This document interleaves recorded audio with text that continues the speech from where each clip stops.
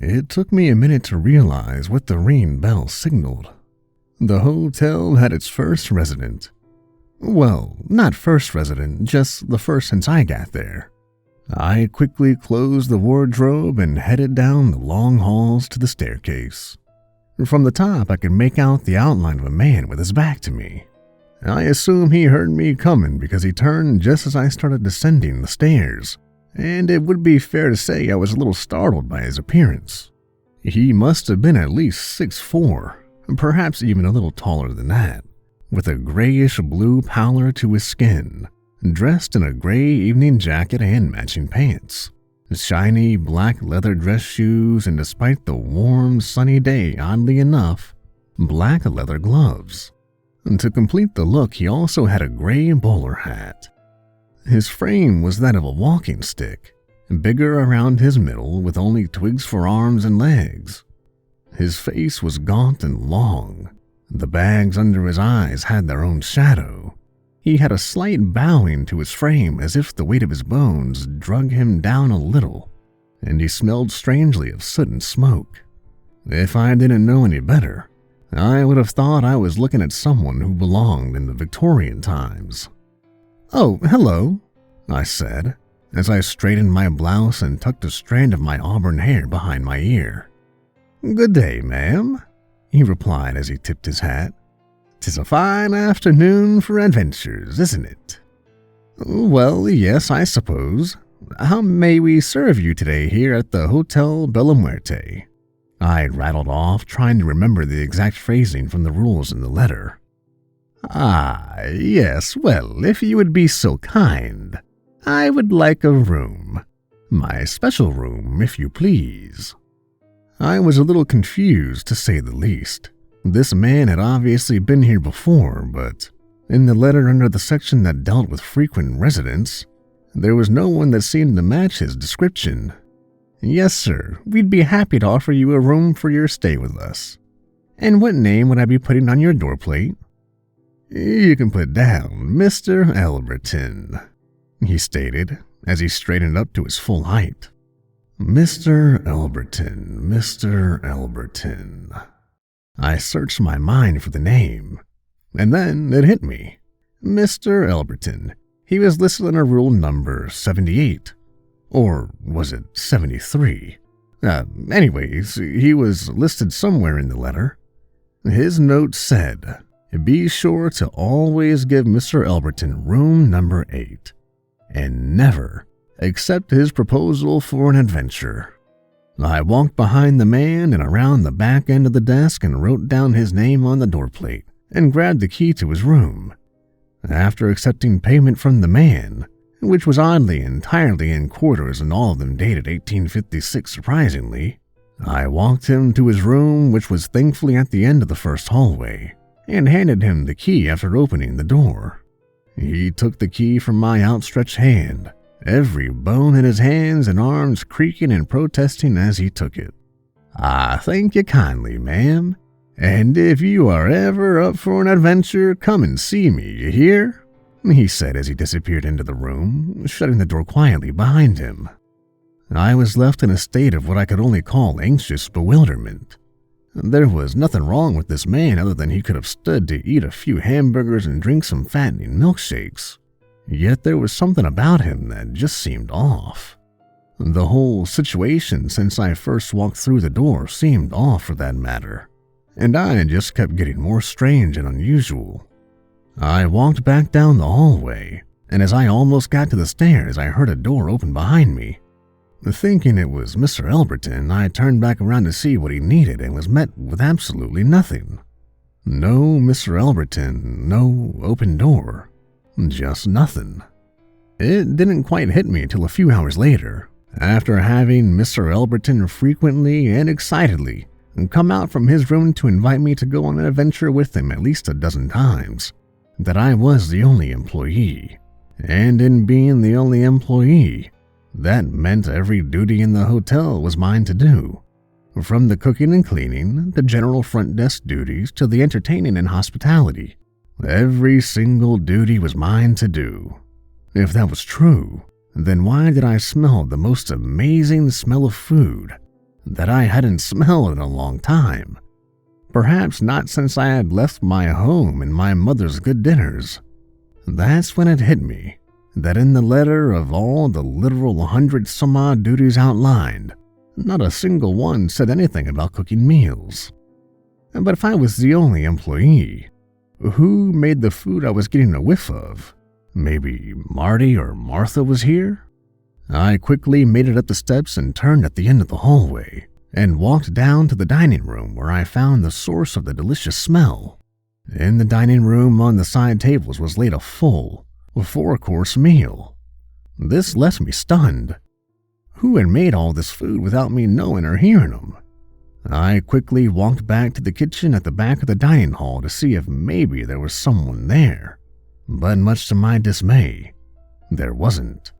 The kitchen wasn't even dirty as you would have expected it to be. I walked over to the oven and felt the outside of the glass. No warmth radiated from the appliance. Now my anxious bewilderment turned into outright anxiety. How had someone gotten by me on the way to the dining hall and made this spread without my knowledge? Was it perhaps when I had been on my phone? That just didn't seem right. It would have taken multiple trips to have brought everything in and no one had passed by my desk. As I stood there floundering, I heard a familiar voice behind me. "Good evening, ma'am." I startled a little bit and spun around to see Mr. Elberton behind me. "Oh, good evening, Mr. Elberton." "And a fine evening it is, too. I was chased from my room by this delicious smell and came to investigate. What do we have here?" he said as he walked over to the first side of the table. That was the first time I truly bothered to look and actually see what was there. Before us was a salad bowl made on the finest crystal, and in it was filled to the brim with what looked like a salad. And to the right of that was a large baked chicken, baked to a golden brown perfection. Then there were the sides. There was, of course, mashed potatoes, baked potatoes, boiled potatoes, potatoes au gratin. Just about every kind of potato there is to be had, as if the cook couldn't decide on any one type of potato, so he just chose to cook all of them.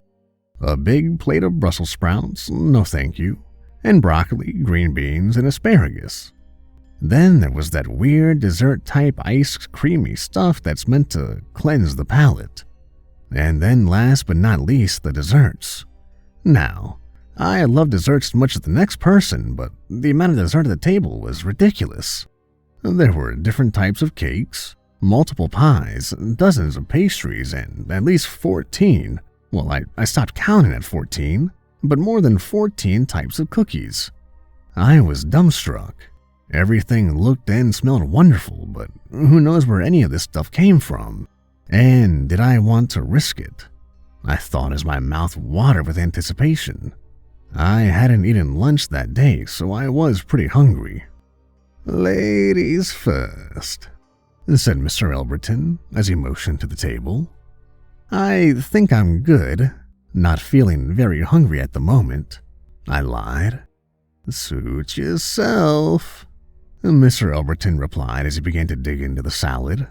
I watched as he made sure to get a little of everything, which was quite impressive to watch. I would have thought his thin, bony arm would snap in two at the weight of the plate alone, but he managed it without trouble and went to sit at the closest dining table. That's when he spoke again. "Would you like to go on an adventure with me?" he asked, raising an eyebrow. Now, this was easily the 16th time Mr. Elberton had asked me to go on an adventure with him. All the other times he asked, I politely declined, and he disappointedly walked away.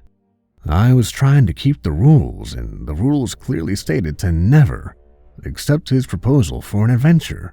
But in that moment, I had forgotten the rules. I was still freaking out over the food when I half-knowingly replied, "Yeah, of course." That was when his face lit up, and it seemed that his face grew somehow longer, and a big toothy grin played on it, and he practically jumped up from his chair. "At last," he exclaimed, "we shall have an adventure." And with that, He left his food on the table and reached out his big hand with those long, spindly fingers and took mine in his. And with that, we took off. Down the hallways and down the stairs, out of the hotel and down the street, to what I would have considered the end of town. And then, for some reason, back again. Back down the street, into the hotel, etc., etc. And then we went directly back into the dining room. Everything was as we had left it, except for the addition of at least 40-some-odd people, all dressed similarly to Mr. Alberton, in Victorian dress, chatting and laughing and overall having a good time. I entered the room with him, and the crowd all stopped and stared, looking me up and down, and suddenly I felt very uncomfortable. As people began to lean over and whisper to one another, Mr. Alberton began to talk. Good evening. As I'm sure you have noticed, we have a new guest with us tonight. Her name is... Oh, my dear, I'm quite afraid I don't know your name. Perhaps you can share it with us all? Yeah, my name is Autumn, I very sheepishly said to the crowd. Autumn, a lovely name. We are all so pleased to meet you, Autumn, especially considering she is our new caretaker. And almost as soon as the words flowed to his mouth, everyone in unison began to look from each other to me, then back again, and to my surprise, everyone began to clap. Why they were clapping, I didn't know yet. As soon as the beautiful clapping died down, one particular lady, dressed in a beautiful, deep red crinoline evening gown, stood and spoke. We are so very pleased to have a caretaker once again. It's our pleasure to have you. Now, please, come and sit. Have a bite to eat with us. I, no longer petrified by embarrassment and fear, walked over to the table where the lady in red sat, and Mr. Alberton walked close behind. Sitting right where we left it, right where he had been sitting before, was his exact plate of food, still hot from before. He sat in his place, and I slowly eased into the only empty chair left at the table. I still had no idea what had happened or how all these people suddenly showed up, but if nothing else, I was about to find out. Just what exactly happened? I asked the gaunt man sitting in front of me. We took a little trip, nothing more, nothing less. But how did all these people suddenly get here? It isn't like they were all hiding in your suitcase or just popped out of thin air. Oh, but they did. We all do. That's why life is an adventure. I rolled my eyes incredulously. What kind of game was this man playing, and why did I agree to play along? That's when the lady in red spoke. Tell me, Autumn, do you like it here at our fine hotel? I guess I like it. I haven't been here but a day. Well, I think you'll come to like and maybe one day appreciate this place. I hope so too, but tell me, what are you all doing here? How did you get here so fast? She looked at me, puzzled, then looked from me to Mr. Alberton. You didn't tell her? Well, I just assumed she already knew. Know what? I asked. The lady in red looked back at me and looked me straight in the eye as she put her hand on mine. This is a very special place. That's why we all are here. You see, when this place was made, it was built on special land by a special man, and everything that went into this building is special as well. This hotel exists in this world for sure, yet at the same time it is not bound by regular logic and rules. Now I was even more confused than before. What do you mean it's not bound by regular logic and rules? This place is not in any one timeline, nor is it in any one place for long. It is everywhere and nowhere at once, and it exists in the memory of only those who have knowledge of it. That makes no sense. Not a single part of any of that makes sense. Oh, but it does. In fact, you've already seen it for yourself, she replied as she gestured to the whole room. You just don't know it yet, but you will." I looked around the room. All the people were no longer staring and had gone back to whatever they had been doing previously. I found it hard to believe what the lady in red had said. None of it was what I call a normal thought pattern. It's not in any one timeline, nor is it in any one for long. It's everywhere and nowhere at once, and it exists only in the memory of those who have knowledge of it. And that's when it hit me harder than a ton of bricks. I surveyed the room once again, looking at each person, the way they dressed, the time period the room seemed to be set in. And then I looked between the lady in red and Mr. Elberton, who both looked like they were awaiting the very question I was about to ask. What year is it?" They both laughed then, looking at each other as they did. Once the laughter had died down a bit, the lady in red responded, "Oh, you poor thing, you look as if you are a deer caught in a spotlight. You, my dear, are currently in 1856. And what a wonderful year it is, too," Mr. Elberton added. I felt sick, I felt dizzy, my mind swimming with everything that had transpired in the last few moments. What do you mean it's 1856? It's not 1856, it's 2013. It's June 25th, 2013. I know. I had it circled in red on my calendar this morning. How could we possibly have gone back in time in a few short minutes just by walking down the street? I directed towards Mr. Elberton. "You said you wanted an adventure, and an adventure is what I gave you.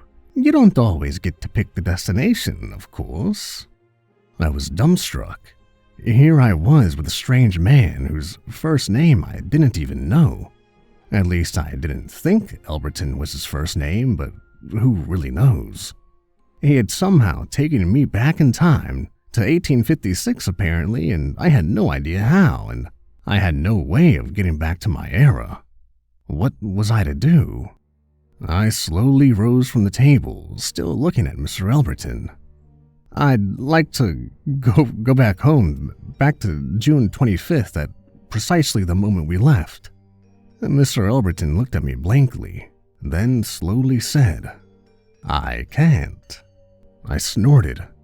"What do you mean? You can't or you won't?" "I can't. I can take you back to a similar time frame, perhaps even to the same week, but never an exact time. That's not how it works." "Well, then take me back then as close as possible. I want to go home." Home. Strange that in the few short hours of working at the hotel, I had come to consider it home. "Very well, then," he said as he shook his head. "Very well." He rose from the table and bid the lady in red goodbye and good night, and started to walk towards the door. As I rose to follow him, the lady in red called out to me, "Goodbye and good night. I look forward to seeing you again, and I have a feeling it will be sooner than later." I nodded in her general direction and then walked over to meet the gaunt man standing in the doorframe. He took my hand once again. Colder than ice was his hand as I shuddered just feeling it. He then did the same as before, and we walked from the room, down the hall and the staircase, and past all the buildings in town and toward the very edge of town. This time I wasn't stumbling behind him, and I saw him reach out as if he was grabbing something. Then he speedily ran us back to the hotel. Once we got back inside, he let go of my hand and walked to the middle of the room. I looked around, and to my surprise, no one else was there. No loud clinking of plates coming from upstairs, no loud, idle chattering, nothing. I looked back at Mr. Elberton and asked, "So, that's it? We're back? Just like that?" "Yes, just like that," he said with a smile. "I think I'll head up to my room for the night if you don't mind. Perhaps another day we can go on another adventure that's more satisfactory. In the meantime, I hope you rest well. Good night." And with that, he began his trek up the stairs. I looked at the grandfather clock in the lobby. It read 12:13 p.m. I don't know how long I had been gone or what time we had left, but it was certainly late now. I decided to call it a night and head up to my room, but before I did, I finished locking up in the other end of night duties. I had had enough surprises for the night. I headed up the stairs and went down the long halls. The place seemed unfamiliar still. That's when I noticed, right there on the wall at the end of the second hall, a picture. To be more precise, a picture of the dining hall during some large gathering. The photo spanned the entirety of the room. At first glance, there was nothing remarkable in the photo, but that's when my eye caught a floor-length, crimson-red dress. I took a closer look at the photo, and that's when I felt my breath hitch. The photo was like any other black and white photo with the exception of the lady in red. Her dress was the only thing of color in the whole picture. Next to her in the photo on her right side was Mr. Elberton, dressed all in gray, but on her left was, well, me, complete with the out-of-style clothes for the time period and puzzled expression I'm sure I had had for most of the night on my face. Under the photo was a placard that read, Midsummer's Evening Soiree, 1856. It took a couple of more moments before my breath returned to a normal rhythm.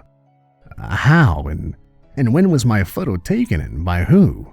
I didn't remember anyone having taken my photo at the evening party. I tried to shake the violated feeling I now had and turned slowly away from the photo. Continuing down the hall, I came to my door and I slowly opened it. After shutting and locking it, I fell into a slump onto the bed. I reached over and set the clock to go off in the morning at 7 a.m. and laid there staring mindlessly at the ceiling. Before I knew it, my eyelids began to droop, not realizing how tired I had become, almost as if I'd walked 100,000 miles that day. I quickly fell asleep, only to be startled awake by a loud thump.